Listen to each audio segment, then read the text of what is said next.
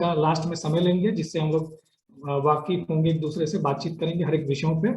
तो चलिए, ये सारा कार्यक्रम जो है आज आपके जौनपुर में मछली शहर है, वहां पर बायोकोल का प्लांट शुरू हो रहा है।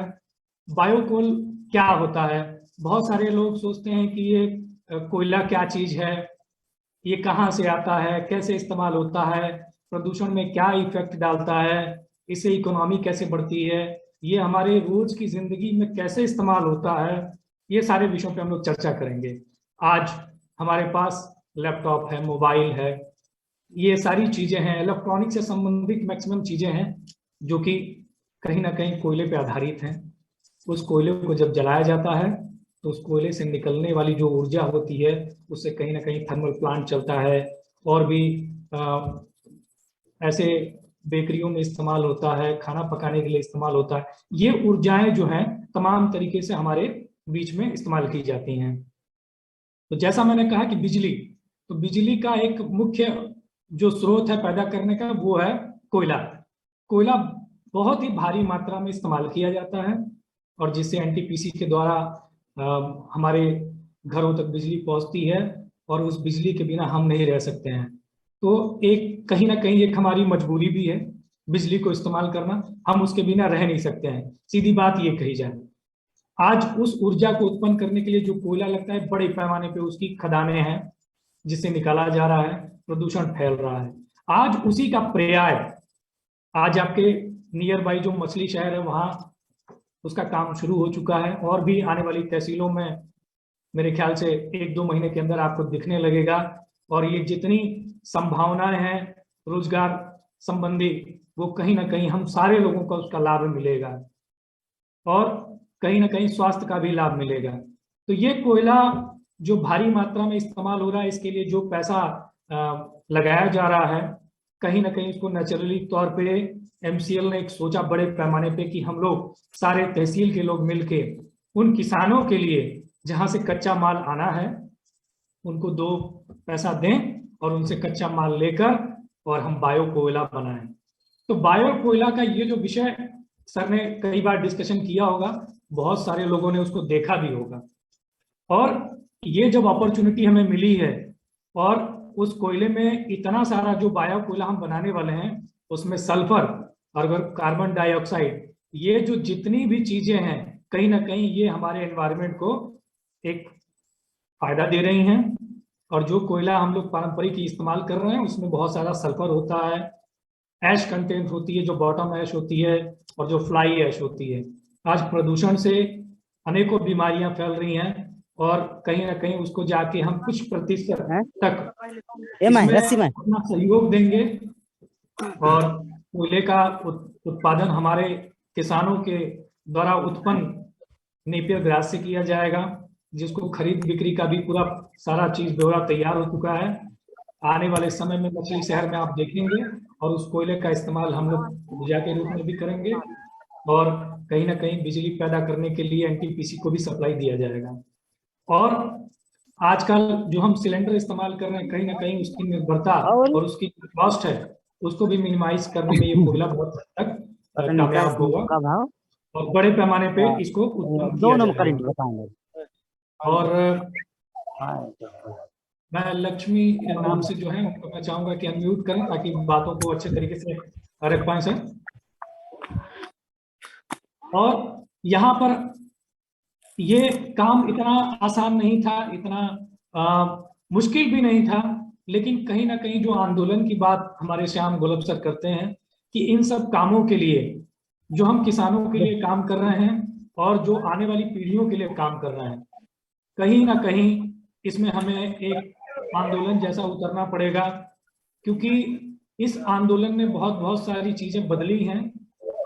आने वाले समय में कोयले के बाद हम सीएनजी में भी लगातार प्रयास कर रहे हैं कि वो भी हमारे बीच में आए। उससे संबंधित जितने भी लाभ हो हमारे तहसील के लोगों को ले प्लस वही पहले चेक करके काट देख जा, कुर्सी लगी होता है अच्छी की देख ले।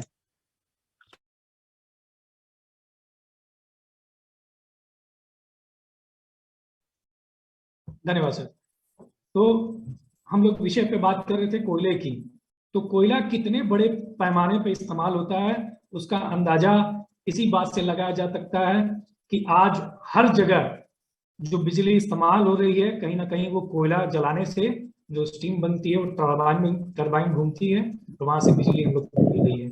आज हमारी मुख्य जरूरतों में वो बिजली आ चुकी है और कहीं ना कहीं उस बिजली को पाने के लिए, चलाने के लिए हमें बायो कोयला पे उतरना पड़ेगा। श्याम गोलब सर ने ना सिर्फ एक तहसील में एक ही प्लांट की बात की, उन्होंने कहा कि ऐसे 6 प्लांट लगेंगे। तो आप समझ सकते हैं कि कितने भारी मात्रा में रोजगार की उत्पन्नता यहाँ पर होगी। और तहसील में बेरोजगारी, जो हमारे उत्तर प्रदेश की ट्रेंड रही है कि हमने बॉम्बे बनाया, यहाँ के जो हुनर व्यक्ति हैं जो जाते हैं वहां पे काम करते हैं, कहीं ना कहीं वो दूसरे राज्यों को लाभ देते हैं। उनको अगर स्थानीय तौर पे इस फैक्ट्री के माध्यम से अगर रोजगार मिलता है तो ये यहाँ के लिए और उत्तर प्रदेश के लिए अति उत्तम होगा। और लगातार इसका प्रयास उत्तर प्रदेश सरकार जो है लगातार कर रही है, उसके हर कार्यक्रमों में हम लोग शामिल हो रहे हैं। और जाहिर सी बात है आज बहुत सारे जो बिजनेस हैं यहाँ उत्तर प्रदेश में आ रहे हैं, जिसमें सबसे ज्यादा बिजनेस और वाइड तरीके से रोजगार की व्यवस्था को लेके, बेरोजगारी की व्यवस्था को लेके इतना सारा चीज यहाँ पर है। और हमारी यंग जनरेशन जो है वो भारी मात्रा में है, जो हमारे प्रदेश को उत्तम प्रदेश बना सकती है। इसका प्रयास हम लगातार कर रहे हैं और कहीं ना कहीं आपके सहयोग की भी जरूरत पड़ेगी। और बिना सहयोग के किसी फैक्ट्री को चलाना ये संभव नहीं है। आज हम लोग कॉमन लोग हैं, हम लोग बहुत बड़े उद्योगपति नहीं हैं जो हम पैसा कमाने की बात करते हैं। यहाँ पर्यावरण को कोई नहीं सोचता है।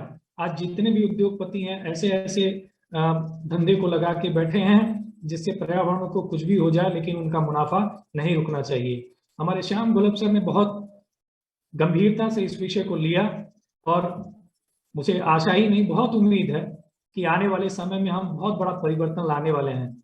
और जौनपुर तहसील हो, चाहे मऊ हो, चाहे आजमगढ़ हो, चाहे उत्तर प्रदेश के तमाम तहसीलें हों, आज हमारे बीच में बहुत सारे लोग काम कर रहे हैं और बिना किसी लालच के कर रहे हैं। लोग, एक होता है कि लालच बनी होती है लोगों के बीच में कि सिर्फ मुनाफा कमाना है, तो मुनाफा कमाने के लिए लोग क्या क्या नहीं बेचते हैं। लेकिन पर्यावरण के विषय में सोचना, पर्यावरण को नुकसान न किए हुए ऐसा व्यवसाय करना और समाज के बारे में अच्छे से अच्छे बेहतर सुविधाएं उत्पन्न करने के लिए जो एमसीएल ने सोचा है, आज कहीं ना कहीं उसको लेके हम लोगों के बीच में जा रहे हैं। और लगातार मेरे यहाँ भी काम हो रहा है, सीएनजी का काम हो रहा है, बायो कोल का भी काम मेरे यहाँ स्टार्ट होने वाला है, उसके भी हम प्रयासरत हैं और ये सभी को फायदा मिलेगा।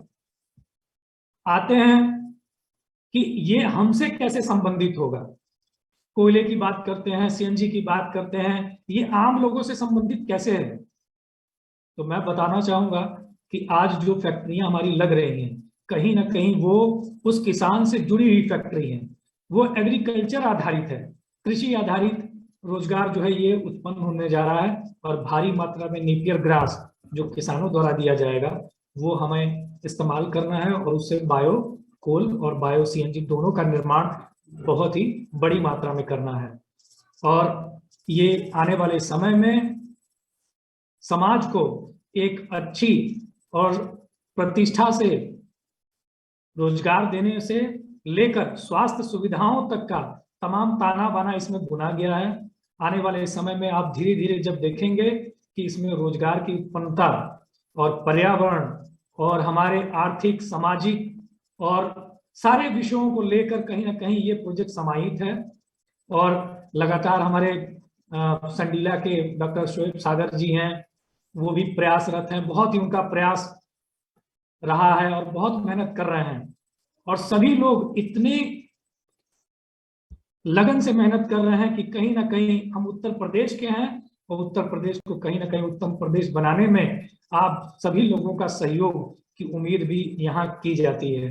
एसपी सिंह साहब लगातार हमको अवेयर कराते रहते हैं सीएनजी से, किसानों से लेकर कि ये किसान आधारित कैसा उद्योग है जिसमें सारे लोग इसका फायदा उठा सकते हैं, और हम कॉमन पीपल, हम कोई बहुत बड़े उद्योगपति नहीं हैं, हम बहुत कॉमन परिवार से हैं, आप जैसे हैं। और आप जैसे हैं तो हम लोगों को ये भी समझ में आता है कि हमें करना क्या है, अपने लोगों के लिए करना है, रोजगार उत्पन्न करना है। मैं समझता हूं कि उत्तर प्रदेश में अगर एक गरीब परिवार को अगर एक नौकरी मिल जाए तो वो पूरे परिवार का भरण पोषण कर सकता है। आज कहीं ना कहीं हमारे प्रोजेक्ट से माध्यम से, बायोकोल से, सीएनजी से ये भारी मात्रा में रोजगार उत्पन्न होने वाला है। और बायोकोयला में मैं आपको ये भी बताना चाहता हूँ कि 49 वैकेंसी हमारे एक प्रोजेक्ट बायोकोल से उत्पन्न हो रही है, जिसमें एक अच्छी इनकम भी रखी गई है लोगों के लिए। वो अवसर हमारे किसानों को मिलेगा। जितने भी हमारे रजिस्टर्ड किसान हैं वो उसके लिए अप्लाई करेंगे और अच्छे से अच्छे एम्प्लॉइयों को हायर किया जाएगा। के लिए बड़ी अपॉर्चुनिटी समय में किसान अपने खेतों में भारी मात्रा में बायो कोल का जो भी नेपियर ग्रास लगेगा वो उगाएंगे और उसका अच्छा मुनाफा भी कमाएंगे। और मेरे ख्याल से इसमें इन्वेस्टमेंट जो है वो एमसीएल पूरा कर रही है। कहीं ना कहीं हम लोगों को उनका सहयोग करने की जरूरत है। मैं लगातार प्रयास लगा हुआ हूं और इसमें बहुत अच्छा काम भी हो रहा है। और आप सभी लोगों से, जौनपुर निवासियों से ये अनुरोध है कि एसपी सिंह साहब का इसमें ज्यादा से ज्यादा किसान जुड़ें और इसको भारी मात्रा में करने का एक संकल्प लें। और हम आज ज्यादा कुछ इस विषय पे बात नहीं करेंगे, मैं कोई स्पेशलाइज नहीं हूँ इस विषय में, लेकिन जब हम लोग कर रहे हैं तो सीख रहे हैं, कहीं ना कहीं करने से सीख रहे हैं। हम बहुत बड़े उद्योगपति नहीं हैं, आप जैसे कॉमन पीपल हैं। आज हमारे बीच जीत बहादुर पटेल साहब भी हैं जो बहुत अच्छा काम कर रहे हैं, न्यूज़पेपर में इनका भी आया था। और एनपीओ ओनर रायगढ़ तालुका से, रायगढ़ से हैं, वो भी, उनका भी बहुत स्वागत है। और अनिल सिंह जो है कन्नौज से हैं, उनका भी बहुत बहुत स्वागत है। मैं चाहूंगा अनिल जी आप अपने आप को अनम्यूट करें और हमारे विषय में थोड़ा सा इस पर प्रकाश डालें। जी सर, नमस्कार। वॉइस आ रही है मेरी? जी आ रही है सर। सभी को नमस्कार। जैसा कि सर ने इतने अच्छे से तरीके से